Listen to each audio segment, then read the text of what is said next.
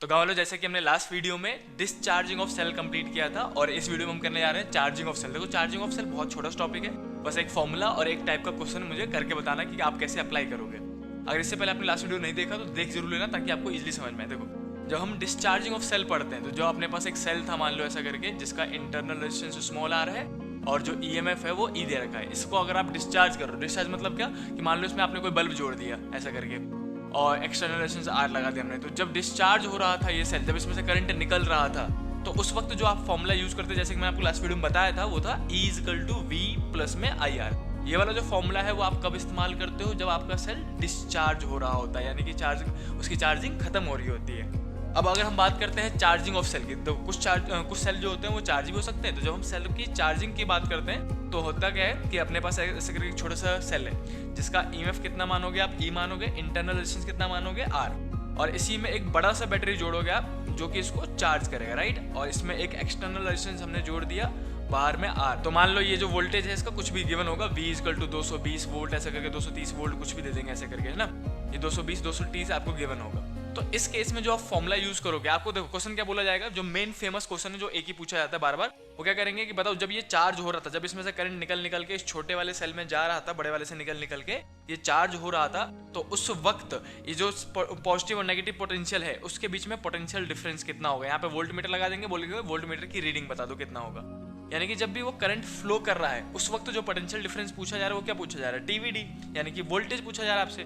तो इस केस में जो फॉर्मूला यूज करोगे आप वो लिखोगे E equal to, same formula almost, तो ये वाला फॉर्मूला पता होगा तभी ये निकाल पाओगे। तो डिस्चार्जिंग में E equal to V plus में IR होता है, वहीं पर अगर आप चार्जिंग में जाते हो, चार्जिंग में V माइनस का IR लिख दोगे, बस इतना सा फॉर्मूला पलटना होता है, ये चार्जिंग का केस बन जाता है। इसका डेरिवेशन नहीं है अभी तक 12वीं के सिलेबस में, तो आप नॉर्मली इस फॉर्मूले से, ये फॉर्मूला आपको निकालना पता है कैसे निकालते हैं मैंने लास्ट वीडियो में, और इस फॉर्मूले से आप डायरेक्टली इस फॉर्मूले पे आ जाओगे कि यहाँ पे अगर प्लस है तो डिस्चार्जिंग का केस है और माइनस है तो चार्जिंग का केस है। आपसे क्या पूछा जाएगा, जैसे कि ये ईएमएफ दे दी मैंने, E यहाँ पे लिख देता हूँ, तो आपसे पूछा क्या जाता है, मोस्ट प्रोबेबली V पूछा जाता है, यानी कि टर्मिनल वोल्टेज डिफरेंस, कि जब ये चार्ज हो रहा था तो इसके पॉजिटिव और नेगेटिव टर्मिनल के बीच में कितना पोटेंशियल डिफरेंस है ये बताइए, आपसे पूछा जाएगा।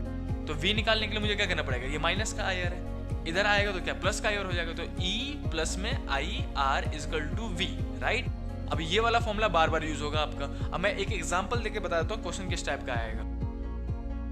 अब देखो एग्जांपल ले लेते हैं यहाँ पे हम, ये एग्जांपल मैं अपने मन से देता हूँ और आप एनसीईआरटी का क्वेश्चन नंबर है, एनसीईआरटी का एक्सरसाइज का क्वेश्चन है 3.11, एक्सरसाइज का 3.11 वाला क्वेश्चन आप खुद ही ट्राई करोगे, जो कि जैसा मैं यहाँ पे बता रहा हूँ एग्जैक्ट सेम तरीके से आपको, बस वहाँ पे वर्डिंग में है, मैं यहाँ पे डायग्राम समझा देता हूँ। तो देखो वो आपको करना है, एग्जाम्पल 3.1 हर कोई सॉल्व करेगा और कमेंट करके बताएगा कि आपसे हुआ, सही आंसर निकला या नहीं निकला, ठीक।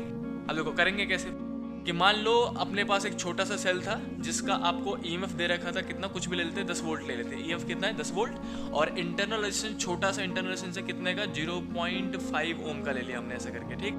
अब इसको हमने जोड़ दिया एक बड़े से सेल से जिससे हम इसको चार्ज करेंगे ऐसा करके, और यहाँ पे सीरीज में एक बड़ा सा रेजिस्टेंस भी लगाते हैं। आपसे ये भी पूछा जाएगा कि ये जो हमने एक्स्ट्रा रेजिस्टेंस लगाया है सीरीज में, इसका क्या यूज है। तो ये कैपिटल R फिलहाल मैं मान लेता हूँ, कितना ले लेते हैं हम, इसको ले लेते हैं 19.5 ओम का ले लिया अभी के लिए, ठीक है, 19.5 ओम एग्जांपल के लिए। और ये जो बाहर का बैटरी था जिससे हम उस सेल को चार्ज कर रहे हैं, वो वाला बैटरी ले लो आप, कितना 210 वोल्ट का, एग्जांपल के लिए मैंने ऐसे ले लिया, ठीक। और मैं आपसे बोलूंगा इसमें से करंट निकल के इसमें जा रहा है, और बताइए कि अब अगर मैंने इस सेल के अक्रॉस पोटेंशियोमीटर लगाया तो पोटेंशियोमीटर की रीडिंग क्या होगी, यानी कि इंडायरेक्टली वो V पूछेंगे आपसे। तो हम बोलेंगे भैया सिंपल सी बात है, मेरे को पता है ये चार्जिंग का केस है, और चार्जिंग के केस में जो फॉर्मूला यूज होना है, चार्जिंग के केस में जो फॉर्मूला यूज होना है वो क्या होना है, E का फॉर्मूला पकड़ा करो, E equal to V minus का IR। आप मेरे से क्या पूछ रहे हो, V पूछ रहे हो, तो V निकालने के लिए क्या करूंगा, माइनस के R को इधर भेज दूंगा, तो E प्लस में IR इक्वल टू V। अब मुझे V निकालने के लिए क्या क्या चाहिए, E चाहिए, E गिवन है 10 वोल्ट, क्लियर है। स्मॉल r चाहिए, स्मॉल r 0.5 गिवन है। गिवन क्या नहीं होता, करंट, तो करंट आपको अलग से निकालना पड़ता है, फिर बाद में इसमें आके वैल्यू पुट कर देते हैं। अब करंट कैसे निकालोगे, ओम्स लॉ से, सीधे सीधे करंट का फॉर्मूला होता है V अपॉन में R, लेकिन आप जो यहाँ पे V अपॉन में R है उसमें V नेट लोगे और R नेट लोगे, यानी कि नेट वोल्टेज और नेट रेजिस्टेंस लोगे। नेट वोल्टेज कैसे लोगे, तो अब यहाँ पे हो क्या रहा है कि ये जो 10 वोल्ट का पॉजिटिव टर्मिनल देखो, इसका प्लस और इसका प्लस, ये मतलब इसमें से भी तो करंट निकलेगा ना, प्लस के टर्न इधर जाने की कोशिश करेगा और 210 इधर जाने की कोशिश करेगा। ये वाला कॉन्सेप्ट समझ लो बस आप, कि देखो इसमें प्लस ये जो छोटा वाला सेल है इसका भी तो करंट इधर की ओर अपोज करेगा और ये जबरदस्ती उसके अंदर घुसेगा, है ना। तो ये जो 10 है वो इस 210 में से कैंसिल कर देगा। 10 इधर की ओर धक्का लग रहा है, 210 से इधर जा रहा है, जाने की कोशिश कर रहा है, तो इनडायरेक्टली 10 कैंसिल होकर 200 ही तो जा पाएगा ना उसके अंदर। तो आप जो यहाँ पे नेट वोल्टेज लोगे वो हमेशा ये वाला वोल्टेज माइनस ईएमएफ कर दोगे, यानी कि दो इसमें जो अंदर जा रहा है वो कितना जा रहा होगा, 200 माइनस 10, यानी कि सिर्फ 200 जा रहा होगा। वोल्टेज कितना लोगे, 200, क्योंकि 10 का खुद का कैंसिल कर देगा।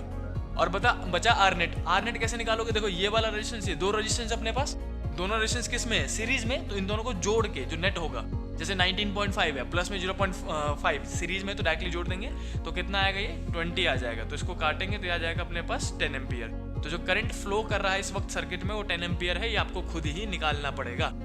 इसके बाद जैसे आपका करंट निकल जाए, करंट ये रहा, ईएमएफ गिवन है और स्मॉल आर भी गिवन है, इन तीनों की वैल्यू इस फॉर्मूले में पुट करो, आंसर निकाल दो। हम बोलेंगे सिंस अपने को पता है कि V का फॉर्मूला यहाँ से लिख रहा हूँ वापस, E प्लस में IR होता है, तो यहाँ पे E की जगह में क्या लिखोगे आप, 10 वोल्ट है ना, यहाँ पे लिखेंगे 10 वोल्ट, प्लस में I कितना निकाला हमने 10, और रेजिस्टेंस कितना था 0.5 का यहाँ पे मल्टीप्लाई कर दिया। इसी को सॉल्व कर दो, आपका V निकल जाएगा, ये 10 हो गया, प्लस में ये 0.5 इंटू में ये 5 आ जाएगा, और इसी को हम करेंगे V is equal to 15 volt, यानी कि जब वो बैटरी चार्ज हो रहा था, देखो असलियत में ये बैटरी कितने ईएमएफ का है, 10 वोल्ट का है ना, लेकिन जब ये चार्ज हो रहा होगा तो इस वक्त जो पोटेंशियल डिफरेंस आपको देखने को मिलेगा वो 15 वोल्ट को देखने को मिलेगा। अब एग्जैक्ट इसी पैटर्न पे आपके पास एनसीईआरटी में एक क्वेश्चन है, जो कि एनसीईआरटी के एक्सरसाइज का क्वेश्चन नंबर 3.11 है, जिसको आपको अभी सॉल्व करना है। वीडियो को देख लो इतना, और पूरा नोट बना लेने का एक बार, और इस क्वेश्चन को सॉल्व करके देखो, इसी बहाने आपका एक प्रैक्टिस भी हो जाएगा। चलो जल्दी से इस वीडियो को लाइक कर दो, अपने दोस्तों के साथ शेयर करने की हो रही है। मिलते हैं नेक्स्ट वीडियो में, तब तक के लिए बाय।